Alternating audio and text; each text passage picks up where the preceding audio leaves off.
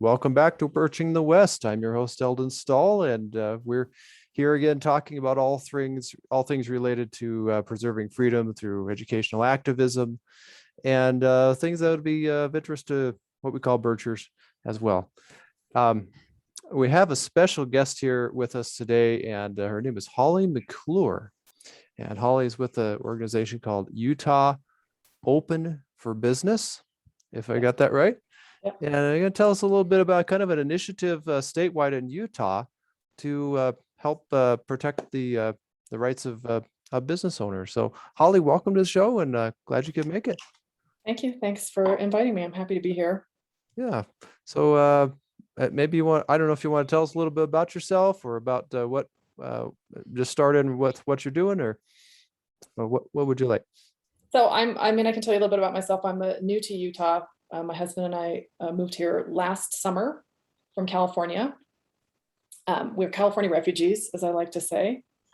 And welcome. Thank you. I'm another one. We've been wanting to move here for a while, and I feel like the whole COVID situation in California sort of got us off the dime, and we made the move, and it's been great. So now I'm working with a group that is working on some legislation again to protect businesses. So while Utah was much better than California, there still were issues here, I think, that were impacting businesses. And so what we want to do is we are proposing some legislation to protect those businesses and keep them open. And the particular issue we feel now, so all the issues that we felt have impacted the businesses during COVID were medical related. They were adding sort of some form of medical enforcement requirements to businesses, or restrictions on them, again, obviously because of the pandemic. And so now with, it's very timely with President Biden's announcement today, we feel like the sort of the tipping point issue is going to be mandatory vaccination and vaccine passports. And I would agree with that.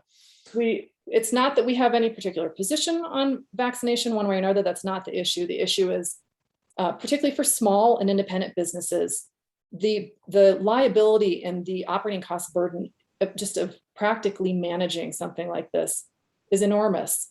And I think by example, from what's happened before, it's clear that there's not going to be limits to this. There's no clearly defined limits. This is something that could go on. So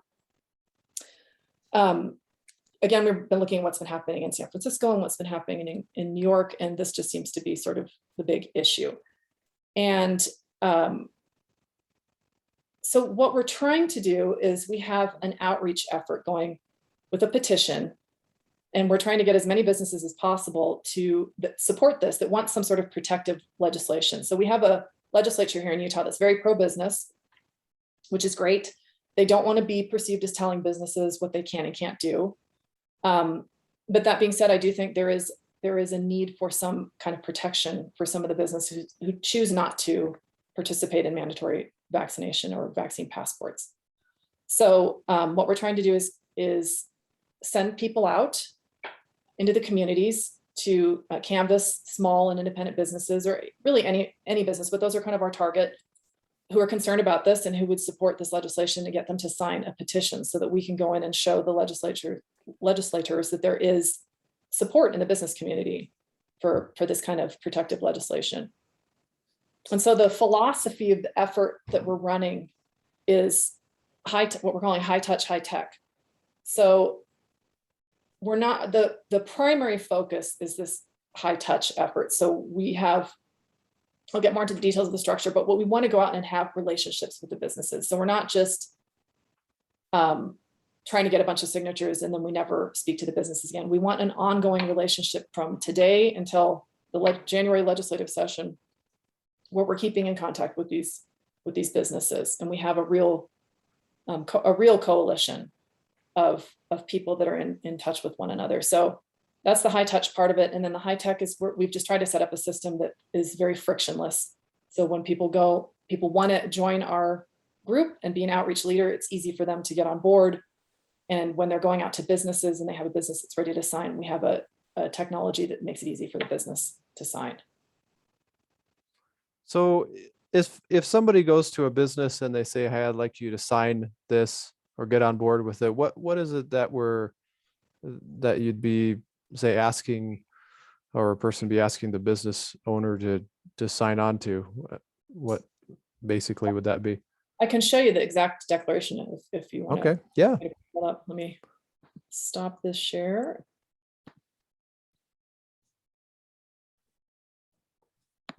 Do this one.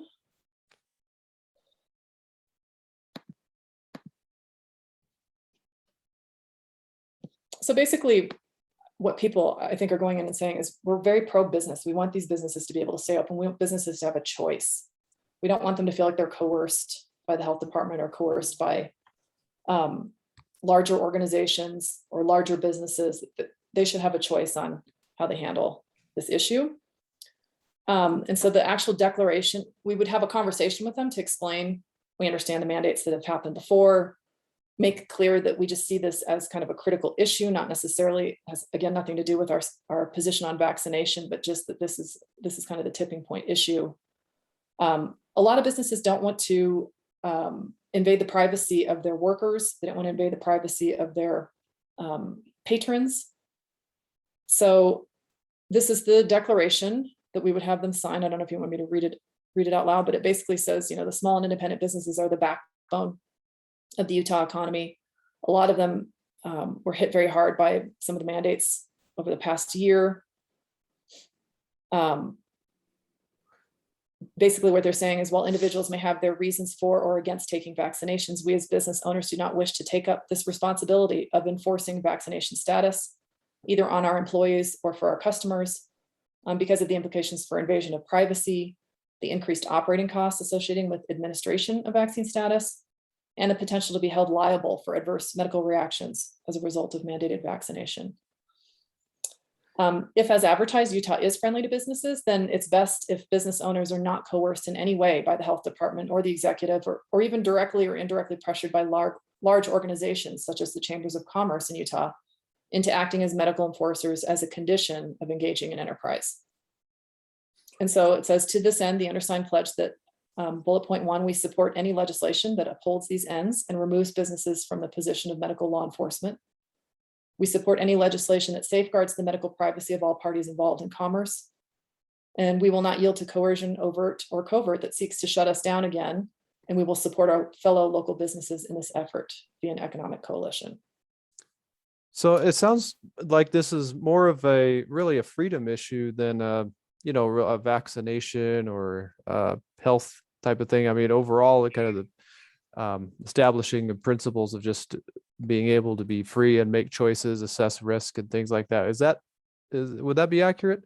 Yeah, and freedom of enterprise too. I'm not sure that I don't see that businesses should have these. It's hard enough if you're a small bakery to run your operation to provide safe food for people and good food without having to worry about all of this, your customers coming in and sort of this side issue. I think there's enough on their plate. And, for freedom of enterprise, we believe this shouldn't be a condition of small businesses engaging in enterprise. Yeah, I could see how this would be a massive regulatory burden that could put many businesses under that have been struggling already through all these regulations that they've had to deal with, especially in the last 18 months. So that, of course, has all these different social and economic consequences to it. Yeah. I have a question. Yes. That is, are you also interested in larger businesses? I mean, I know I watched the president's speech today, and I know he's targeting any employers who have 100. What was that? Yeah. 100 or more. Mm-hmm. 100 or more or something, right? Are you interested in also getting businesses that are larger on board, as well? Yeah, absolutely. Okay. We just felt when we went into this that really the demographic whose voice wasn't really being represented were these smaller and independent businesses. So that was why we targeted them. But any business, of course. Yeah, because I think any business is just, this is going to add so much added additional unnecessary administrative and, time effort. It's just unreal. It's an atrocity, is in my opinion, but And just the Mhm. issue around the issues of liability around record keeping too, that's a big unknown. So if you don't keep proper records, if you have a mistake in your records, it's a little bit of a mess. Yep. Yeah, already, of course, the businesses, they have to deal with a large amount of overhead administratively with of course, the taxes, right? All Sure. the payroll and everything, but this would add increase that significantly. Yep. Yeah. So, okay, so what is it here? Let's see. Is it kind of a chart, I guess, Yeah, for, I was going to explain kind of how we're doing this, if Okay. you want to explain that. yeah. So again, we have kind of a little bit of parallel efforts, but the primary effort is this high touch effort. So what we did is we started up here in this blue circle, and we said, let's go out to all these there's several different freedom groups in Utah, and just different organizations that are reaching out to people, and let's make contact with some of those leaders and see if we can tap into their network. And so that's kind of our action committee. We were assembling sort of a loose assembly of these people, these connected people. And then our ask of them was, please find for us 5 people who will go out and sign up at least 4 businesses each onto this petition. And then we were hoping that so those are outreach leaders. That's kind of the heartbeat of the operation. They're the ones going out, talking to businesses, maintaining communication with them. And then we were hoping, sort of as an outcome of that effort, that businesses would also say, hey, I know other, Joe's Motorcycles down the street, I think, would be interested in this as well. Mm. And so our initial target was to get at least 1,000 small businesses. I think we're going to exceed that number by the time the legislative session begins. And you said that was Well, in that's January? wonderful. That was in Yeah. January is when that starts up? Yes. So kind of the deadline would be then by January. Yeah. Okay. Yeah. Like I say, I think we're going to exceed that number. I hope we exceed that number. I think there's many more businesses than 1,000 in the state of Utah. Oh God. Yeah. That Sure. support this. Oh yeah. So the timeline of our effort here, you can see so we started in the middle of August, getting people on board. So getting people to sign up as an outreach leader. There's a process for that where we give them the documentation. We give them, for the process, we give them talking points. Sometimes we've had our own Zoom meetings to train them. And then they go out and they get businesses to sign the petition. And we have 2 important dates in here that we're working towards. One is next week already. September 15th is when the bill will actually be introduced for the first time into the legislature. It goes into committee. And we are looking to get as many people as possible who would support this kind of legislation to show up at the Capitol on that day. And it's not a rally, it's just to be there to show your presence that you support this kind of legislation. So September 15th is a big. Businesses in particular, we want as many business owners as possible. I think our group has about 15 minutes allotted to discuss the legislation. So they'll probably spend about 10 minutes going over what the legislation is, and then 5 minutes of Q&A. And we would expect at some point during that time, if we have businesses there, that someone would say, can I have a show of hands? How many businesses are here to support this legislation? So we really have a big push to get as many businesses as possible there on the 15th.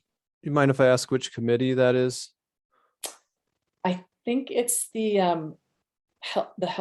health and human services, but don't quote me on that. That's not I'm the technical person. I'm not. All right.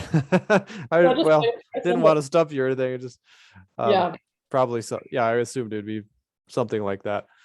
But yeah. This meeting is being held at like a city hall or something? At the Capitol building in Salt Lake. Yeah. Got it. Okay. It's like room 30. I believe it's at 8:30 in the morning. So we'll be sending out a kind of an announcement about the details. Good deal. Specifics of that. And then the next event is September 28th. It's a much more personal event. We will have a handful of businesses meeting with legislators in person. and really getting that one-on-one opportunity to tell them, how they feel about this legislation and what sort of challenges they face. And so that event's on the 28th. That would be by invitation only. So during this whole time, our outreach leaders are still working to sign people up. After the 15th, we're asking them to go back to their businesses with the actual legislation. Here's what we've submitted. Please give us your comments. We'll have another way for them to submit comments to us electronically. We believe there'll be a review in October and November on the status of the legislation. We will again ask our outreach leaders to go back to the businesses and let them know how is it proceeding, what's happening with the legislation, and that'll bring us into January. Okay. So that's great. Yeah, it looks like a good plan. Yeah, we're pretty excited about it. We do have a parallel thing going with Eric Moutsos today put out an announcement through his Utah Business Revival about this effort. And so we have a lot of people signing up through his announcement. So they don't have a personal connection necessarily with one of our outreach leaders, but we'll still be trying to follow up with those businesses and stay in contact with them as well. And what was the name of that person you just mentioned as well? Eric Moutsos has an organization called Utah Business Revival. And his name again was Eric somebody? Moutsos, Moutos. M-O-T. Give that to me again, would you please? Moutos. Moutos. Eric Moutsos. Okay. Or TSOS. TSOS, sorry. Motsos. You got knocked out of the spelling round, I guess. Sorry. Yeah, Okay. I think if you Google Utah Business Revival. Okay, So got it. it's a hard name to spell. Very grateful to him for helping us with this effort. He's got a large network with the business community. So Good, that's good. And is that in southern Utah as well? I'm in this very southern section of Utah, just moved here as well. So I'm like new, right? I think he's in the St. George area. Okay, because fortunately I have a daughter, all right, who is pretty active in the business community, right? And this may be, she does a lot of writing, for Utah Business Magazine, etc. And she's forming communication lines in the community, and knows a lot of people. She's this is her job, right? And but anyway, so definitely I'm gonna be talking to her about this as well. She may even know this guy. That's why I wanted his name. I'm like, I want to see if she knows who he is, right? Well, yeah. Let's hear what Holly has to say about what's going on here. Okay. I can just go on a little bit more detail about nuts and bolts in case you have anyone who's interested in signing up to be an outreach leader. So what happens if you want to be an outreach leader? Okay.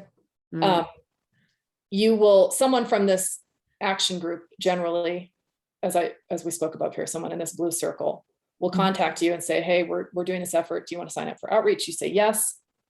That person will send you a link, or I can send you a link if someone wants to contact me.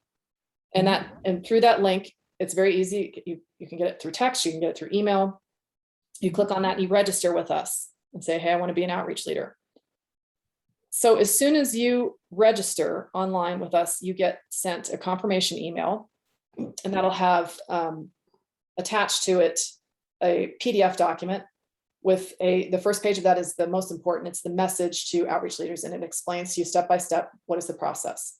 How do you go out and find businesses and get them to sign up?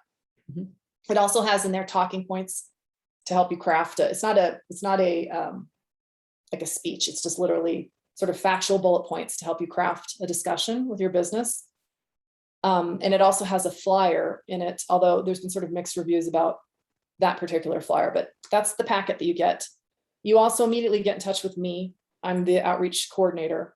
So as soon as you register, we have a relationship. And so you know what my phone number is. You can call and ask me questions.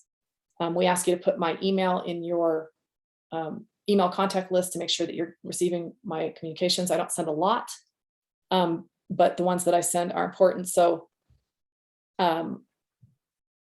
as soon as you, I'm going to share something new here. If I can find.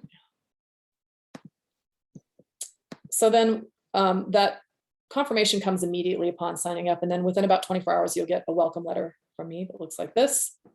It's in MailChimp, and it has all the documents that you get in that confirmation email plus more. So it's just sort of an easier format. You get your letter, your talking points. You also get a bio of who the group is, which is helpful for businesses. So we ask people to be able to speak to this. Who are we that form this group? Who our core members are. It was started by a businessman who is in Summit County here, Doug Yeaman. He's a business owner, and he started working with a couple people from different freedom organizations. It explains, what we're doing. Again, it's sort of an overview of our mission. This is also where you would get what I showed you before, this petition info, so that you can show businesses. And we actually have asked a lot of outreach leaders just to leave this with a business and with their outreach leaders' contact information on it. So if the business isn't quite ready to sign when they're having a discussion with them, they can leave this and follow up with them. Okay. We talk about the September 15th milestone, and then a few important points. So this is a contentious issue, obviously. I think anyone who's part of this group probably realizes that it's a contentious issue. So we are protecting the privacy of the people who sign. We're not having social media campaigns to say, hey, Joe's Motorcycle signed our petition today. We're not sharing people's information with anyone. We're not posting it on social media. We're not having campaigns about it. We're not letting outreach leaders tell other businesses, oh, hey, your neighbor signed this. We're very important that we keep their information private. Mm-hmm. We have, for the petition that the outreach leaders are sharing, that link is secure. So there is a password, again, just as a layer of security. So it's still very it's still a very frictionless process to have a business sign. It's just a link, and the link is always good. We just put a password on there just for an extra layer of security. We let the outreach leaders know the password does occasionally change. I will, if the password changes, I can send a text to everyone to sort of immediately notify them in real time that it's changed. We ask our outreach leaders, the phrase anti-vax is just such a charged phrase. We're just saying, we're not even going to talk about it. That's not the issue. The issue is that we are extremely pro-business. We want these businesses to stay open. We want them to be free to engage in enterprise with minimal restrictions. Right. And then just a reminder to know the mission. It has nothing to do with masks. It has nothing to do with the shutdowns. Like, there's no other extra things included in the legislation. It really is only about this issue of mandatory vaccination and vaccine passports. And then we give our leaders just a reminder of what's the purpose, which is that we're trying to show that there is support in the business community. Right. Okay. And then after this, we invite people to participate in Zoom meetings similar to what I'm doing tonight, to reinforce that this is an ongoing relationship from now until January. You're fostering this relationship with your businesses. Okay. All right. Oh, very good. All right.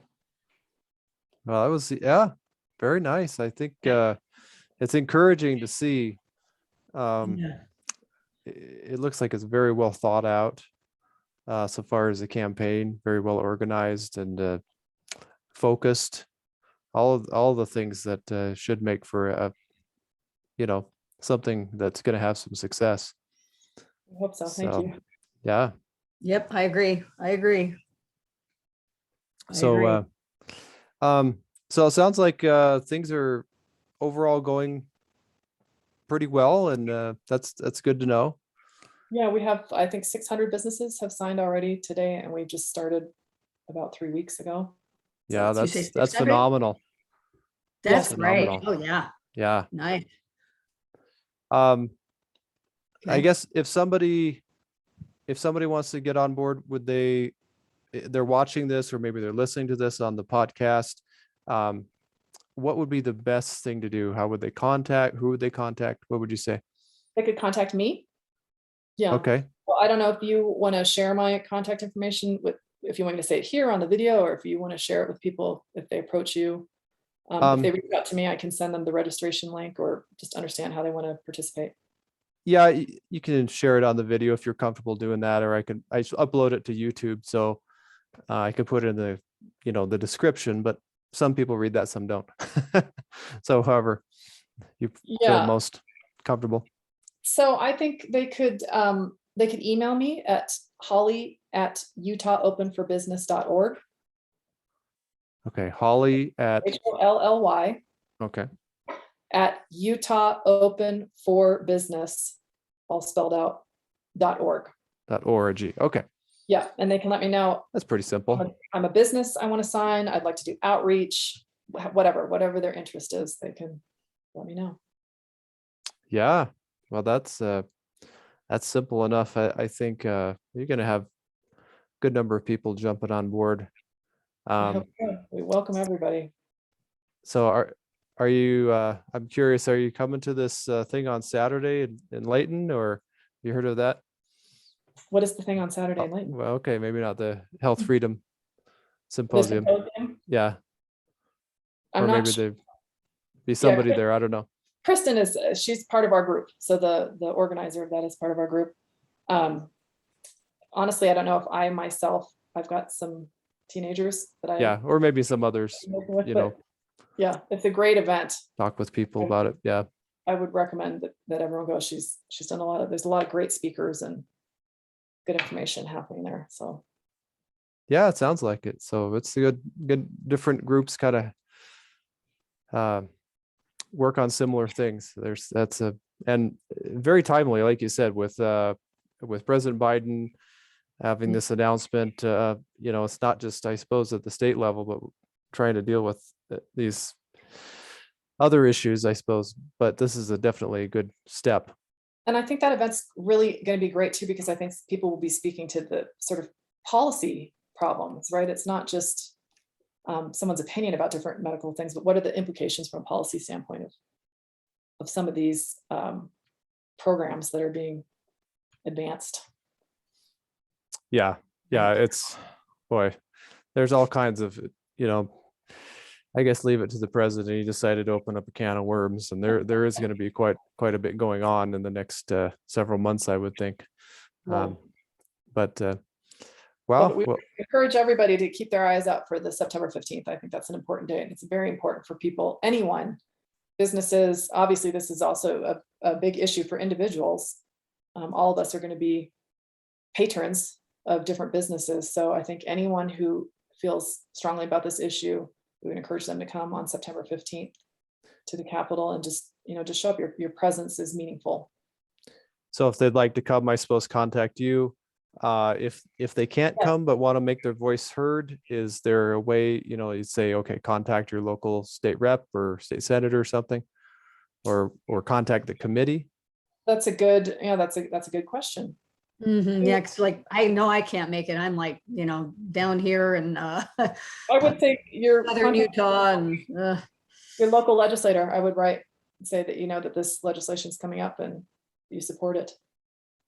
Yeah, that'd be good. I would think. Yeah.